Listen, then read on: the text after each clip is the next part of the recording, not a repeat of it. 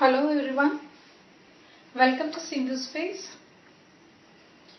ഇന്ന് ഞാൻ ഷെയർ ചെയ്യുന്ന റെസിപ്പി ചോറിന് സൈഡായിട്ട് തൊട്ട് കൂട്ടി കഴിക്കാൻ പറ്റിയ ഒരു സ്വീറ്റ് കറി.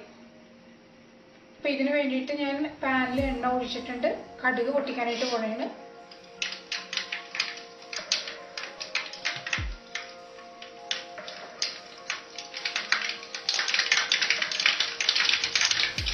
നാടൻ കറിയാണ്.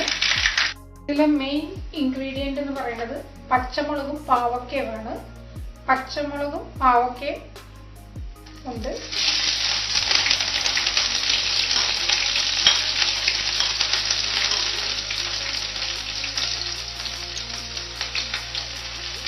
പച്ചമുളക് നല്ലോണം ഫ്രൈ ആയി വന്നം സ്വീറ്റായിട്ട് തൊട്ടുകൂട്ടി കഴിക്കണ ഒരു കറിയാണ്. അപ്പം ഇതിൽ ശർക്കര പുളിയൊക്കെ ചേർത്ത് പച്ചമുളക് നന്നായിട്ട് ഫ്രൈ ആയിട്ട് ചെയ്തതിന് ശേഷം അതിൻ്റെ ഉള്ളിലേക്ക് ഇഞ്ചിയും വെളുത്തുള്ളിയെല്ലാം ചേർത്താൽ മതി. പച്ചമുളക് ഒരു പകുതി വരെ ആയിട്ടുണ്ട്. അത് കൂടുതൽ ഫ്രൈ ആയിട്ട് വന്നം നല്ല എരിവുള്ള പച്ചമുളകായിരിക്കും. അപ്പോൾ എണ്ണയിൽ നന്നായിട്ട് തന്നെ മൊരിഞ്ഞ് തന്നെ വന്നം. ഇപ്പോൾ പകുതി കുക്കായ സ്ഥിതിക്ക് സവാളയും ഇഞ്ചിയും വെളുത്തുള്ളിയും കൂടി ചേർത്തിട്ട്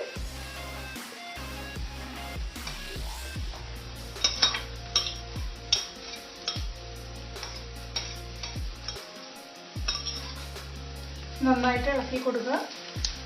ഈ സമയം കൊണ്ട് പച്ചമുളക് നന്നായിട്ട് ആയി കിട്ടും. ഇഞ്ചിയും വെളുത്തുള്ളിയും ഫ്രൈ ആയി വരുമ്പോഴത്തേക്കും പച്ചമുളകും നന്നായിട്ട് ആയി വരും. പാവക്ക ചേർക്കാനുണ്ട്, നുറുക്കി അരിഞ്ഞ പാവക്കയാണ്. ഇത് നന്നായിട്ട് തന്നെ എണ്ണയിൽ കിടന്ന് മൊരിഞ്ഞ പോലെ തന്നെ വന്നം. പാവക്കയൊക്കെ തൈരിട്ട് ചെയ്യണ പച്ചടിക്ക് പാവക്ക ഫ്രൈ ചെയ്യണ പോലെ തന്നെ പച്ചമുളക് അത്രയും ഫ്രൈ ആയിട്ട് വന്നം. അപ്പം ഇനി ഇത് ഒന്ന് നന്നായിട്ട് ഇഞ്ചിയും വെളുത്തുള്ളിയും സവാളയും ആകണതിൻ്റെ ഒപ്പം പച്ചമുളകും നല്ലോണം ഫ്രൈ ആയി വരണം. അപ്പോൾ പച്ചമുളക് ഒരുവിധം ഫ്രൈ ആയി വന്നിട്ടുണ്ട്. ഇഞ്ചിയും വെളുത്തുള്ളിയും അതിൻ്റെ ഒപ്പം തന്നെ സ്വല്പം സവാള ഫ്രൈ ആയി വന്നിട്ടുണ്ട്. സവാള വേണമെന്ന് നിർബന്ധമൊന്നുമില്ല.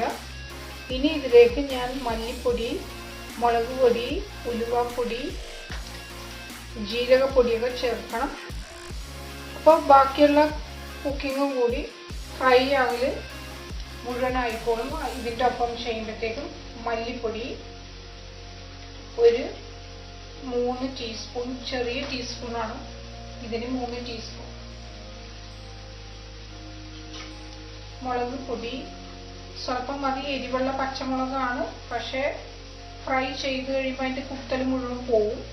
സ്വീറ്റ് കറിയാണ്, ശർക്കര ഇടാനാണ് പോകുന്നത്. ശർക്കര പുളിയിട്ട കറിയാണ്. മുളക് പൊടി,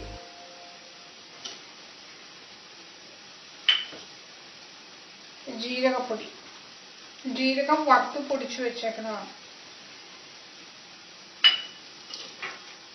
ഉലുവപ്പൊടി മെഷർമെന്റ് ഡിസ്ക്രിപ്ഷൻ ബോർഡിൽ ഉണ്ടാവും.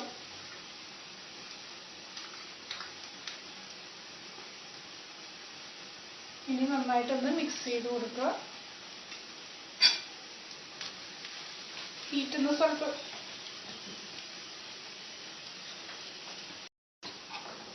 സ്വല്പ സമയത്തേക്ക് കുറച്ച് വെക്കുക. ഒന്ന് നന്നായിട്ട് മിക്സ് ചെയ്ത് കൊടുക്കുക.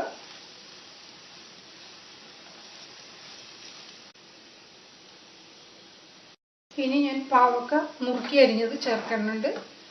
ഉപ്പും ഇതിൻ്റെ കൂടെ ചേർക്കണം. ഉപ്പ് നോക്കിയിട്ട് മതി. മഞ്ഞൾ സ്വല്പം, ഒരു 1/4 ടീസ്പൂൺ മഞ്ഞൾ നന്നായിട്ട് മിക്സ് ചെയ്ത് കൊടുക്കണം. ഉപ്പും ഈ സമയത്ത് തന്നെ ചേർക്കണം. പാവക്ക വെന്ത് വന്നതാണ് സമയം. ഇനി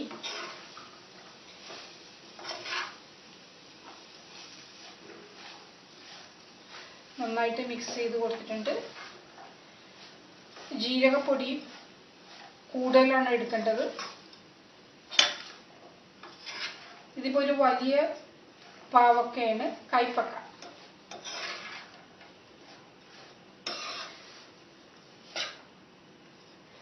അതിൻ്റെ കൂടെ പച്ചമുളക് ഏകദേശം അത്രയൊക്കെ തന്നെ എടുത്തിട്ടുണ്ട്. ഒരു 200 ഗ്രാം ഒക്കെ ഉണ്ടാവും പച്ചമുളക്. നന്നായിട്ട് ഫ്രൈ ആയി വന്ന പച്ചമുളക്. ഉപ്പ് കൂടി ചേർക്കുന്നുണ്ട്. വീണ്ടും മിക്സ് ചെയ്ത് കൊടുക്കുക. ഇനി കവർ ചെയ്ത് വെച്ചിട്ട് പാവക്ക വേവിച്ചെടുക്കണം. ഇപ്പോൾ പാവക്ക ഒരുവിധം വെന്തിട്ടുണ്ട്. പ്രത്യേകം ശ്രദ്ധിക്കേണ്ടത് പച്ചമുളക് നന്നായിട്ട് ഡീപ്പ് ഫ്രൈ ചെയ്യണ പോലെ തന്നെ ചെയ്യണം. പച്ചമുളക് ശർക്കര ഇട്ടിട്ടുള്ളൊരു തൊട്ടുകൂട്ടി കറിയാണെങ്കിലും പച്ചമുളക് അതാണ് ഏറ്റവും ശ്രദ്ധിക്കേണ്ടത്. അല്ലെങ്കിൽ നന്നായിട്ട് ഡീപ്പ് ഫ്രൈ ചെയ്ത് അതിൻ്റെ കുത്തൽ എരിവ് കളയണം. അല്ലെങ്കിൽ പിന്നെ നമുക്ക് കഴിക്കാൻ പറ്റാണ്ട് എരിവ് കാരണം കഴിക്കാൻ പറ്റാണ്ട് പോകും. അപ്പോൾ അതാണ് പ്രത്യേകം ശ്രദ്ധിക്കേണ്ടത്.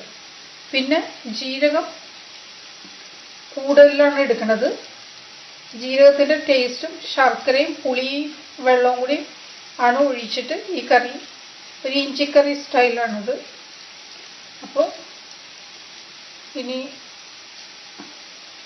ഉപ്പൊക്കെ നോക്കിയതിന് ശേഷം ശർക്കരയും പുളിവെള്ളം ഒഴിക്കാനായിട്ട് പറ്റും. ഓഫ് ചെയ്യാനായിട്ട് പോണേന്. ഇത് കേട് കൂടാതെ 2-3 ആഴ്ച ഇരുന്നോളും.